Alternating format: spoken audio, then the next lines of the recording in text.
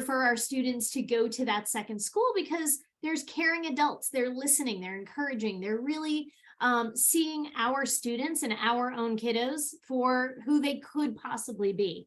And that's really, that's a huge piece of what PBIS is about. We really work on what is a framework.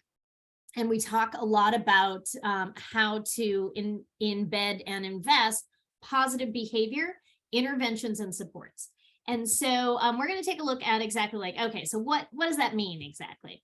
So what is PBIS? And in this next slide, you'll see a picture of George Sagai, not George Takei from Star Trek, George Sagai. He is one of the co-founders of PBIS. And he talks about what the fundamentals of PBIS are. And it's really the purpose of PBIS is to make schools more effective, more efficient, and more equitable learning environments for all students. And the key takeaway there is all students. And you'll hear me say all quite a few times tonight because it's all students, all day, all settings, all classes, all grade levels, all ages. And you're great, Thelma. Your timing is amazing. So I love it. I love it. So PBIS is a framework. It's not like you can't go to Barnes and Noble. Is there even still Barnes and Noble? You can't go on to Amazon and like buy the PBIS binder and be like, all right, we're going to teach this. It is a framework. And so we LACO here at Los Angeles County Office of Education with Thelma and Maria and all of the school teams, we get together, we do trainings, we share theories and systems, and we talk about how to implement this together as a team. And we build a framework of what's awesome at the schools and what's working at the schools and what we want to get better at. So it's proactive, meaning we get ahead of the game before behaviors get into an issue. And we really try and develop like, okay, what can we do to prevent it? So we're really looking at the preventative, proactive approach. We're looking to create and maintain safe and effective learning environments in schools to ensure that all students have those social skills needed to ensure that success at school and beyond. Because we know in education, I love my little ones, but eventually in June, they'll go to the next class. And in June, they may leave elementary and go to middle school, and middle school, they go to high school, and eventually they graduate and they go on into the world, whether it be college or career, but they do eventually leave us. I always like to say, and I've never, I don't know where I heard this or what, but I always like to say we're in the business of growing adults, right? That's my job as a mom. It's my job as a teacher. It's my job as a principal. And now it's my job as a PBIS coordinator. So that's kind of like what it is. Why has this been brought to the attention and why is this so important? Well, why do we need it? We need equity in our classrooms and in our schools. And the national data, suspension data has been very alarming with some of the information that we're getting. Now, a lot of this is pre-pandemic, and then during pandemic, information got a little wonky. And then now that we're coming out of post-pandemic, we'll start to see some new data. But what we do see is a huge disparity between students of color and their white counterparts for the same offenses. And that's the chain that we need to start breaking. So the national suspension data, we see that Black students are 3.8 times more likely to be suspended than white students. Black girls are 6 times more likely to be suspended than white girls. Latinx students represent 21% of suspensions and 25% of expulsions. We also continue to see that 1 in every 13 Native American students is suspended nationally. And again, this is national suspension data. We can go online and get our Los Angeles County suspension data, but this is national suspension data because PBIS is national, though, of course, we're focused on LA County and specifically Lawndale. And then we see that Black male students with disabilities have 33% chance of being suspended compared to only 16% chance for their white male counterparts. That's double, that's twice.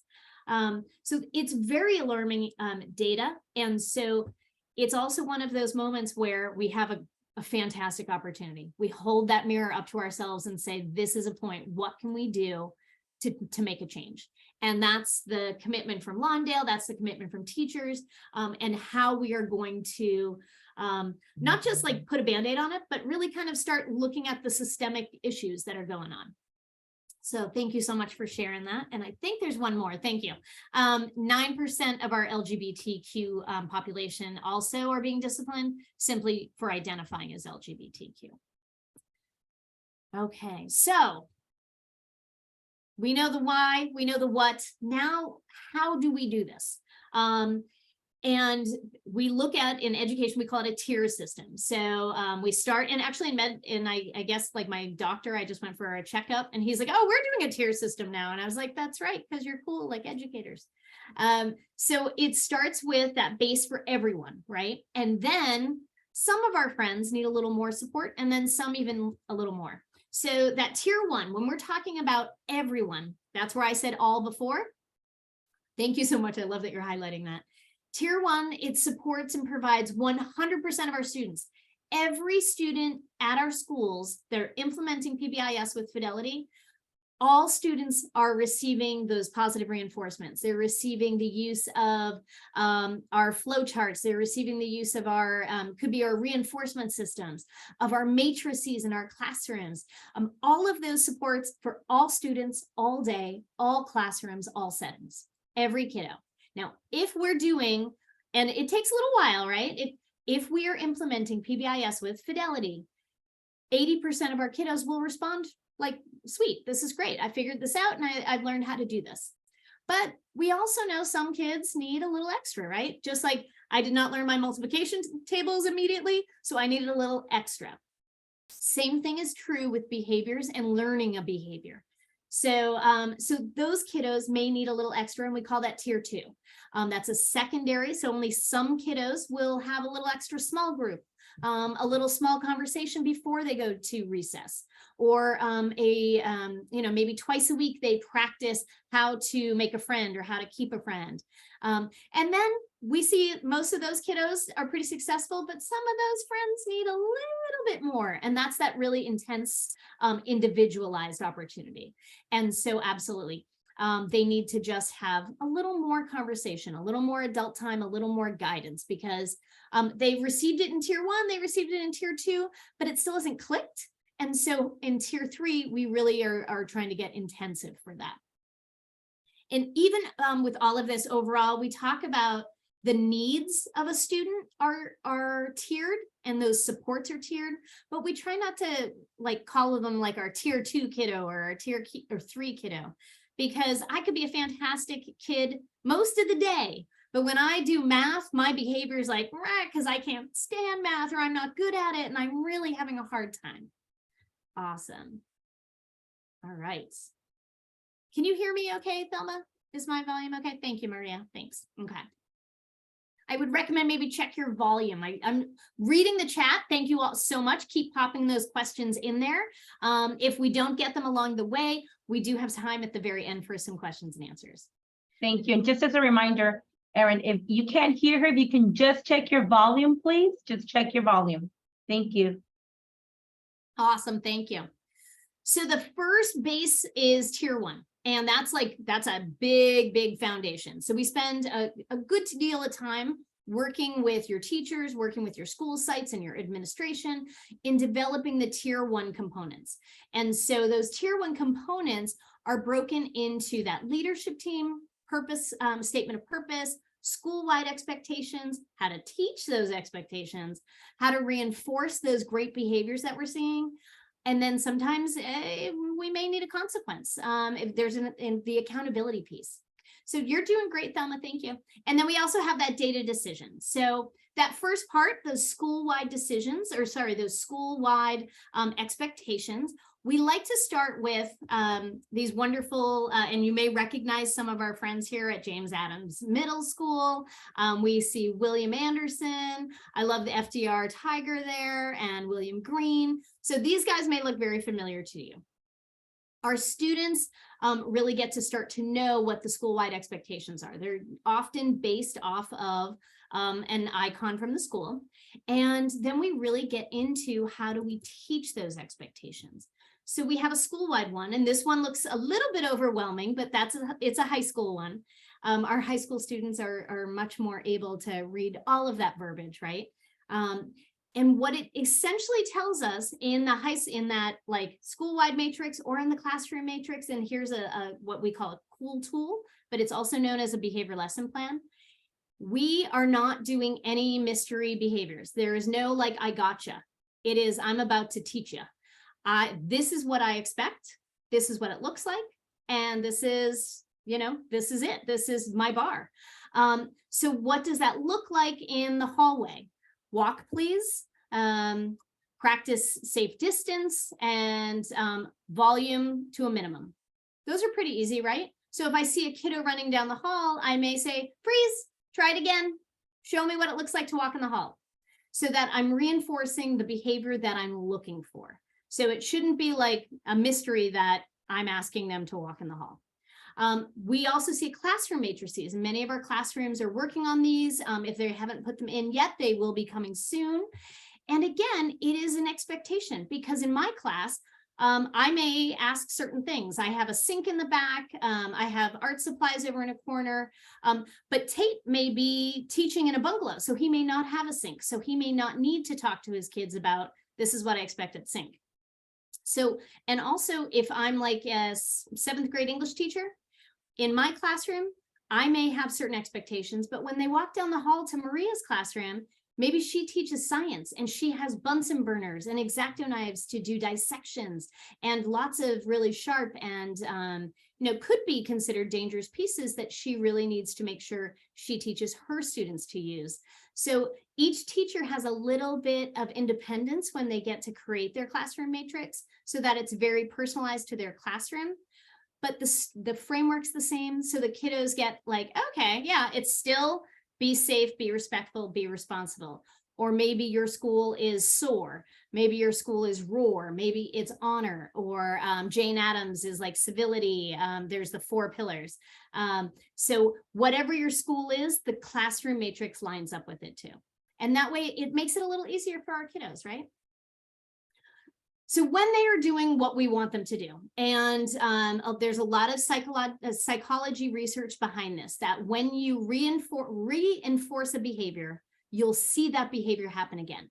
So the more you want your kiddos to make their bed, the more that you want them to do their homework, the more that I want a student to walk down the hall instead of run, and I am positively reinforcing that. Saying, hey, great job, Erin. I love that you're walking. Fantastic. Thelma is being safe right now. Maria, thank you so much for walking. The more I reinforce that, the more frequently I'm going to start seeing that behavior. And I do this to my own family and my husband. I'm like, wow, thank you guys. The dishes are done. I love it so much. It's great. It makes me so happy. And it doesn't work every night, but I do try and PBIS my family once in a while. So the reinforcement system could be a high five, could be a wink, could be a nod, could be a thumbs up, but it also can be a ticket system. And that's usually a frequent, a common reinforcement. So if you're getting those tickets, ask your kiddo, how did you earn this? What did you do?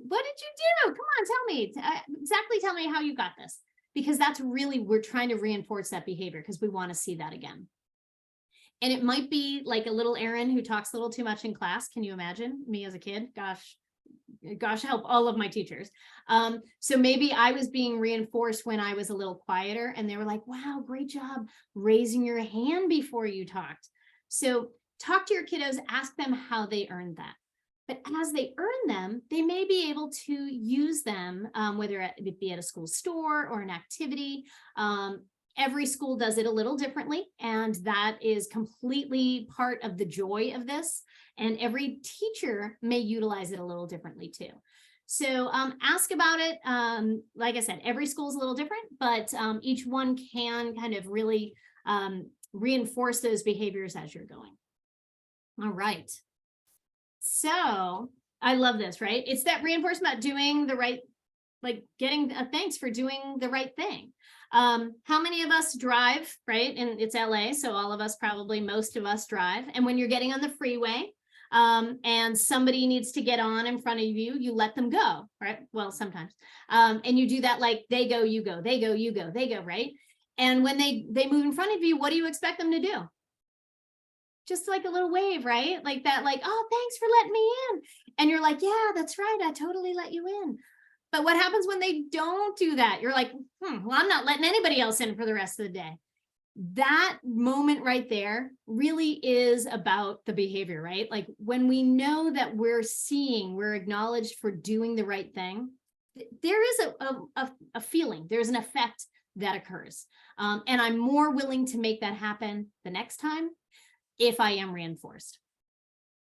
So that's awesome. We are teaching our kids what we're wanting. We are like clearly delineating. This is my expectation. This is what I expect from you.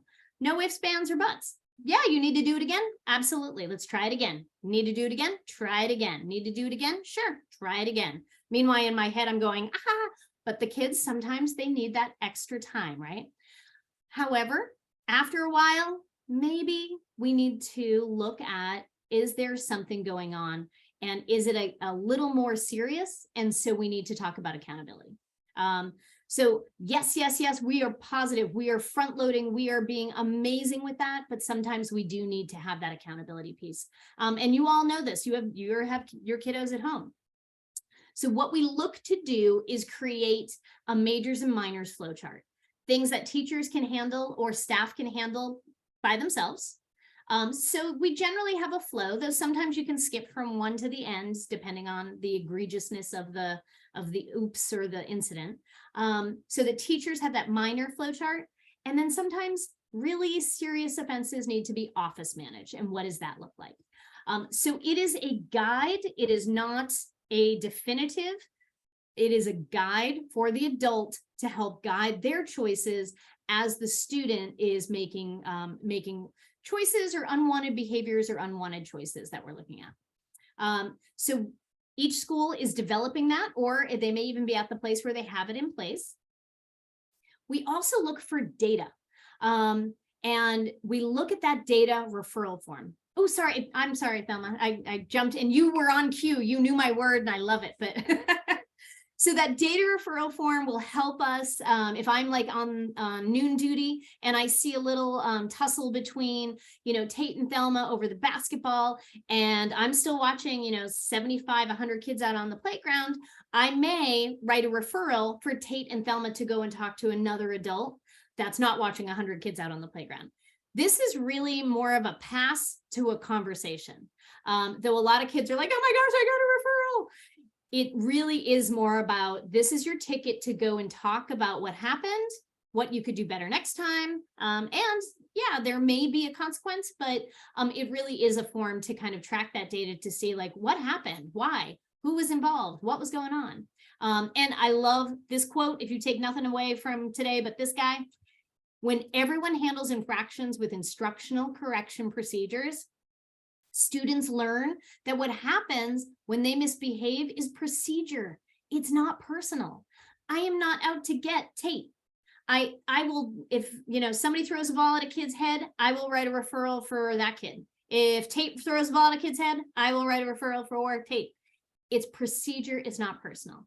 It takes a little while for them to understand that because it does feel personal, right? Our kiddos are very much, as developmentally they should be, very much tunnel visioned about themselves and their person. And so they don't often see the bigger picture. They'll get there, right? Their brains will start coming online with some of those skills. But it is a challenge sometimes for them to understand that it's not just like we're not out to get you. So thank you. Sorry, Thelma. So data. So that information may come down on that ODR, that office data referral. And when it does, what we like to do on the PBIS team and the administration is, again, have that tough conversation and make sure two things happen. We look at the information and say, okay, everything's out of control in the cafeteria? No. What I'm noticing is it's Fridays, it's third lunch, and it's table 7. And even at table 7, it's only these 5 names that are popping up. So it's not out of control. We've narrowed it down based on the information from that ODR, and it really gives us some information to help guide, like, oh, well, maybe we should have an extra adult over in that area. So it gives us some information on what our choices could be as the adult. The other part of that data is to ensure that we are referring groups at the same rate. to ensure that proportionately that we are not disproportionate. We want to make sure that, are we referring boys and girls at the same rate? Are girls getting slammed for dress code? It's spring and they love those. I know my daughter loves those little strappy tank tops and those short shorts. But is that dress code, or is that okay, or is that not okay?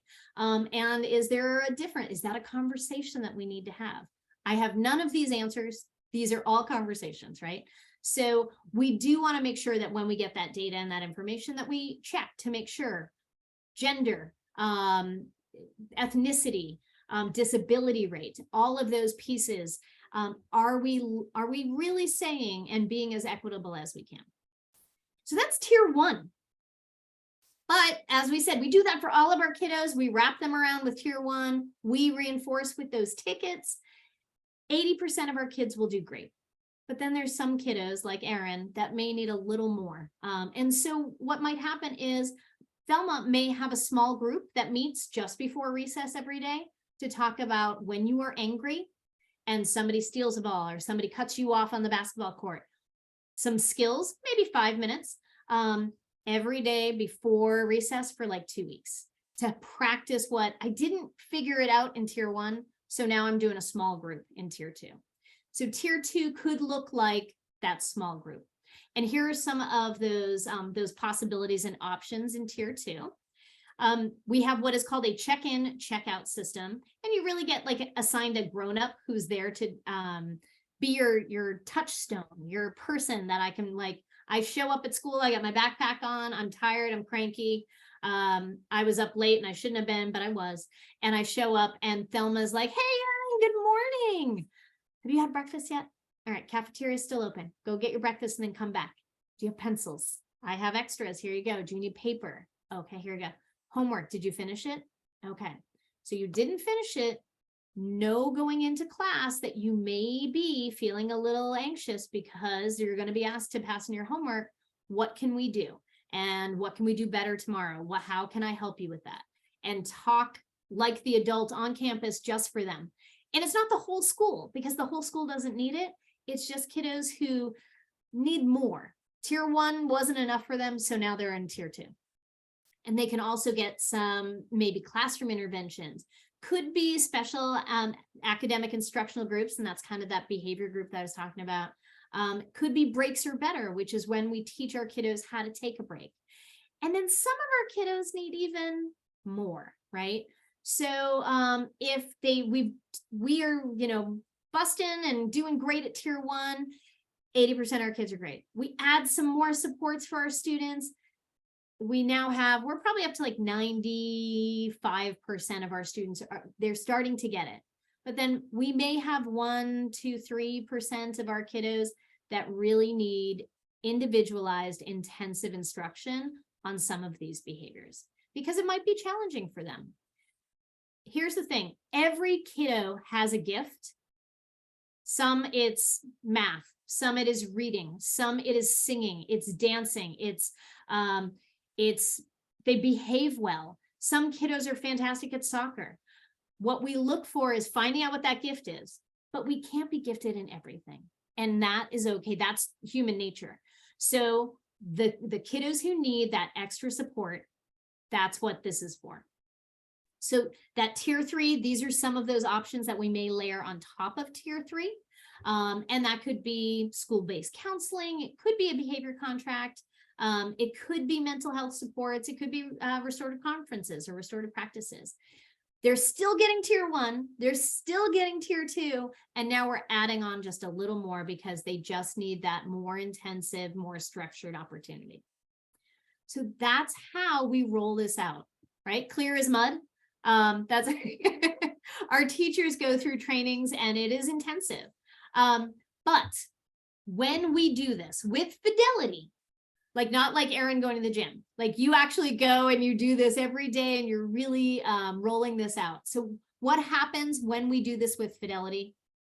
What we see are an amazing amount of achievements. And you can click onto that next one, that academic achievement, that regulation, that social regulation, the students, positive student interactions, We also see, oh, here, let me move my thingy-majiggy. Attendance rates go up, dropout rates go down. We see our school climate improves and our school safety improves. And you can click onto that next one. And we see high school graduation rates increase too. So all of these things, bullying decreases, dropout rates decrease, peer rejection decreases, and the need for suspension decreases, right? We can't teach students if they're not in school. So really our goal is to keep our students in school so that we can offer those supports. So that next button is, I love Frederick Douglass. It is easier to build strong children than to repair broken men. And I liken it to this. We are going to invest time in our children, right? We are investing time in our students. I know for myself as a parent and as an educator, I want to invest it on the front end. I want to build a strong kiddo who's making better choices for themselves and society than have to try and piecemeal it and fix it and put it back together broken on the other side. So very wise words from a very wise person. Awesome. Right, and this is the impact here in California. If we do tier 1 with Fidelity, and we're not even talking about those extra, the tier 2 and tier 3, but if we do tier 1 with Fidelity, we'll see a student is 37%, the caffeine has worn off, less likely to have received an out-of-school suspension. A Hispanic student is 33% less likely to have received one out-of-school suspension, that's OSS. A Black student is 28% less likely to have received 2 out-of-school suspensions. And this one I think is so alarming and so, yeah, impactful. A student with a disability is 69% less likely to be referred to an alternative setting due to disciplinary reasons. So really, really impactful. So ask lots of questions. That is your task as the grown-up. And clearly we have dedicated moms, dads, grandmas, grandpas, aunties, uncles, caregivers here tonight. So ask your kids, ask your student. Tell me hey, I sat through this meeting. Tell me about PBIS. What's your favorite thing about it? What would you do differently? What do you want in your school store? Do you have a school store? You know, how many tokens have you earned? You know, how do you usually earn them? Is it because you are X, Y, or Z? So go through, ask a question. I encourage you, don't ask a yes or no question because you will get a yes or no. And then the conversation's over. That's my experience right now with my teenager. So, but ask, inquire, and even talk to your specific school site, whether it be the classroom teacher, administration, and find out what's going on, like where are they at in implementation. So here we have a home matrix. So I actually have one of these on our fridge. Some weeks we use it more than others, but it is definitely something that I can refer back to. And it's, if you have younger kiddos, I highly recommend building this with them, talk to them about, you know, what does this look like? Excuse me. Thank you so much for sharing that, Tate. Tate just dropped in a blank one of this, so you can download this and you can build this with your student. So like for me, nightmare, getting up in the morning. What does this look like to get up in the morning and get ready? So getting up. My alarm is set. My clothes are put out. I come to the breakfast table and I eat breakfast. Awesome. All right, getting to school. I have a clock up or a timer up and I know I have to be at the door by 7:30. Shoes ready, backpack packed. Awesome. All right. So you go through what would be your dream morning, or what would be your dream homework time when they get home, or meal time, or getting ready for bed. What would you want? Like the first time you asked is the first time they did it. That's when those are the conversations you start, and you start creating this home matrix to help guide that. So what if they do it, right? So thank you so much. So let's say I'm going to own my behavior. I got dressed, I brushed my teeth, I packed my lunch, and I was ready by 7:45. I got a ticket. Or I got, you know, the Via Verde value bucks. And so what can I use? You told me to do this. I did it. I brushed my teeth. I'm in bed at 8:30. I identified what you need to finish. I asked for help and I was ready. Okay.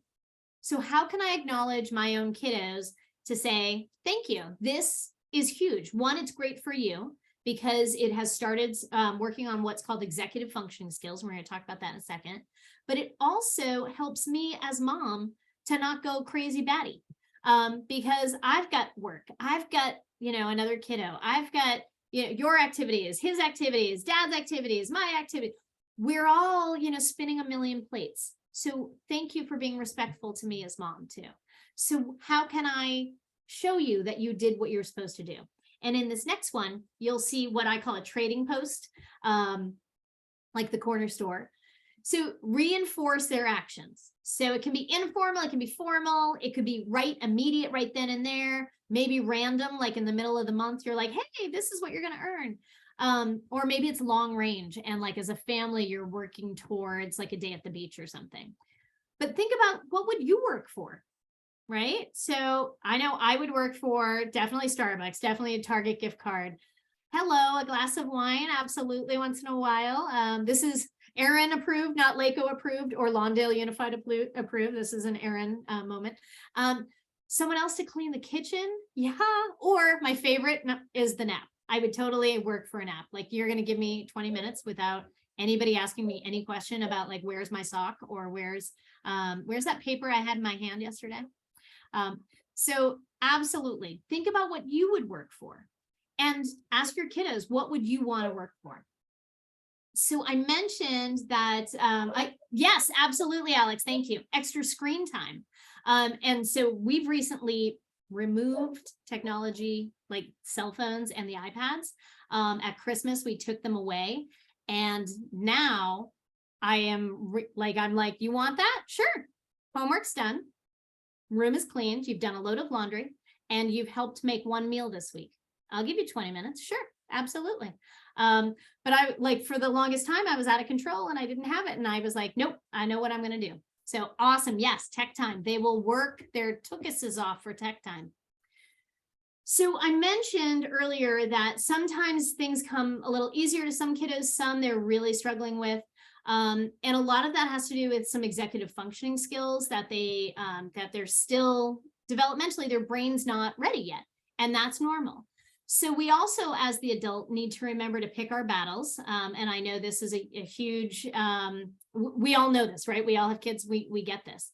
So for example, I come into the kitchen, my daughter has made brownies, and these are not my kitchens, though either one looks cleaner than mine usually. So let's say I come home, and this is something that has actually happened. I should have taken a picture. I wish I had. She had a friend over and my husband was home with her and they made cupcakes. They were non-edible, by the way, just so you know, they did not actually taste good, but I tried it. I was a good mom. So I come home and this is what was left in the kitchen. And I was like about to like blow my lid. So I asked Molly, could you please go and clean up the kitchen? Now, my version of cleaning up the kitchen is not the same version of hers. And so when I came back in, it looked kind of like this. Thank you, Thelma. Most of the stuff was put away. Dishes were in the sink and counter, you could actually see the counter. So for me, I'm in my mind going, oh, for the love of Pete, why did you, I mean, the dishwasher's right there. Why didn't you put them in there? Why are the gloves still out? Why is the rag still out? The tea kettle, go put it on. So in my grown-up brain, I'm going, for the love of Pete. But in my like, Erin, calm it down. This is huge for her. Like, she went from leaving everything on the counter to actually doing a pretty darn 70%, 80% got put away. So I had to just go, okay, great job. Thank you so much. I love so much. You put so much effort into this. I really appreciate that. So thank you. She didn't get a ticket or anything. Exactly. Thank you, Tate. Progress, not perfection. And so we also look at this idea of creating routines. And we can do that. We do that at school. So if you're not aware of that, most classrooms, when you go in, right, they have, and think about like kinder all the way into middle school. We have very visual schedules and calendars. We have, the bell schedule. Middle school, same thing. They usually have it like taped off with like painter's tape, and they talk about what's due in which period class and what day of the week. So there's structure that our students look for in their classrooms. And there's no reason not to have that at home as well. And so I highly recommend, we have a family, my husband calls it the command center. I call it the calendar, but he's like, put it on the command center. And we have a family wall calendar, and on it, it's like color coded, like Malcolm's is orange, Molly's is green, mine's is red, his is blue. And so our Post-its go up there. Each kiddo has their own like clipboard thing that you stick in. So like any assignments that they want to share, or like, you know, the moment to go up on the fridge, something that they need to keep for school, permission slips, it all goes there. And there's no question. So that way I know, like Malcolm has started like weekend jobs, and he's always like, hey, can I work Saturday? And I was like, check the board. And he can go and see, oh no, Molly has a volleyball game and we're supposed to go and watch. And I was like, thank you. So it eliminates a lot of pressure off of you.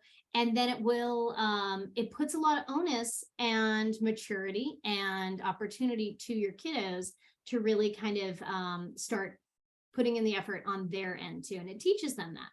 So that is, that's that command center, the family calendar. So we are coming to a close, and we have a few, I see some in the chat. And if we want to answer any questions, I'm happy to. I don't know, Thelma, how would you like to? Yeah, definitely. Well, I just want to say thank you. I see a couple of ideas coming in, and in some of the information she shared, do know that each site has PBIS teams. So it's exciting to know that each site, when we meet with Erin, you know, at least 3 times. But I also wanted to highlight our social workers, because they truly, you know, spearhead with administration with PBIS, and they're looking at all of that data that Erin shared with you earlier in regards to suspension, in regards to race and female, male. We are looking at that data, and we're also sharing it with staff. So, you know, that really just makes us very positive in our next steps, and then get input from teachers.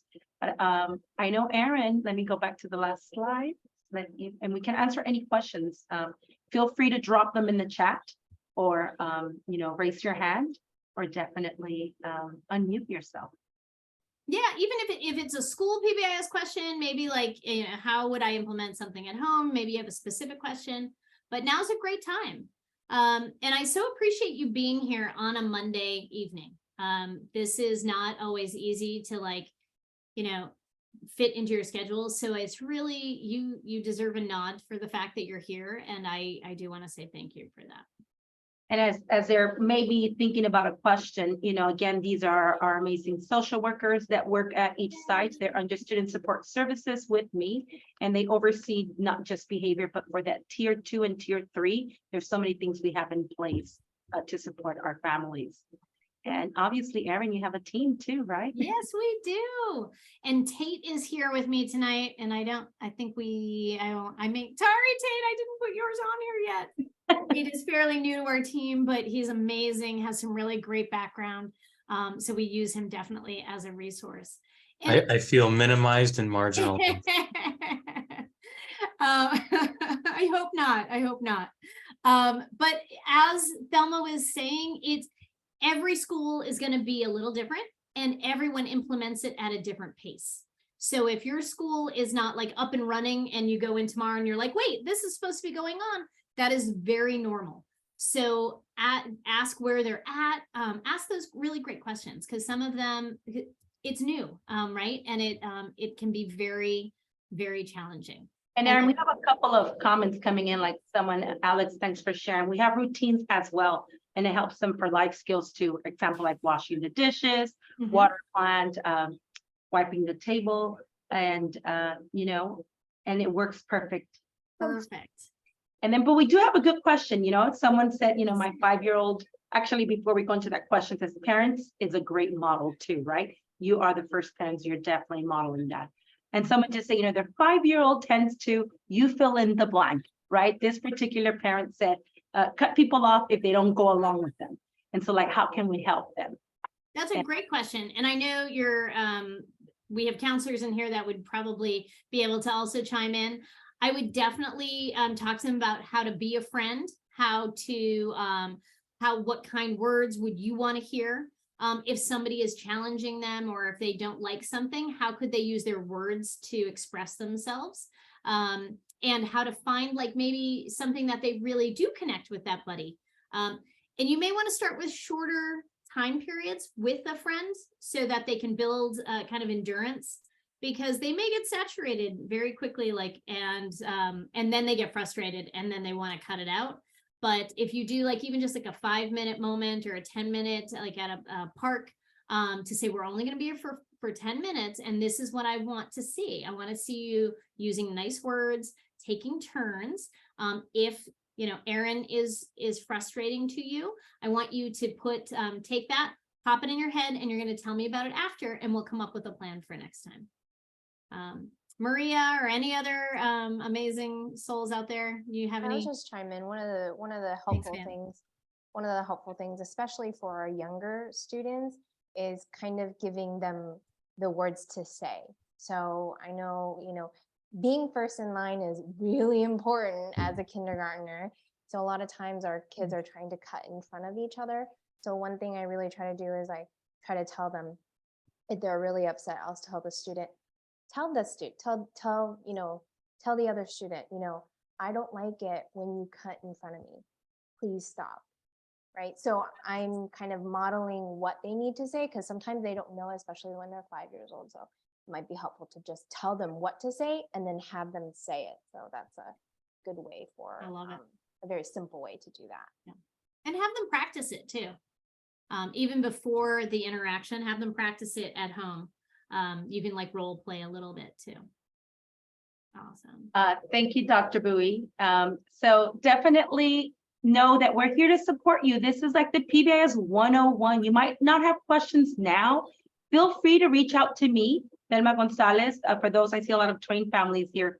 Same email address, so just get a hold of me. Dr. Ruelas, our district nurse, is also here, and you know, or your site social worker. We're here to help you. We're looking at data. We know that post-pandemic, some behaviors are different. So we are also analyzing that data to see what other supports we can put in place. But Erin, I just want to thank you truly for just partnering with LASD. I know we've just begun this work, and I'm very excited for what's ahead, and share more of this with our families. I'll be sure to post this on our website. I think we were having some technical difficulties with recording possibly, but at least we'll have the PowerPoint for you to kind of go back and reference it as needed. Perfect. Awesome. Thank you so much. And yeah, I mean, it's not just Lawndale, it's the state, it's LA County, it's the state of California. And I love that you are on this journey and are so open, and your teams work so hard. So I'm thrilled to be partnering with you. I know Laco's thrilled to be partnering with you. And thank you all so much for including me tonight. Thank you, Erin. Everyone have a great evening. Thank you.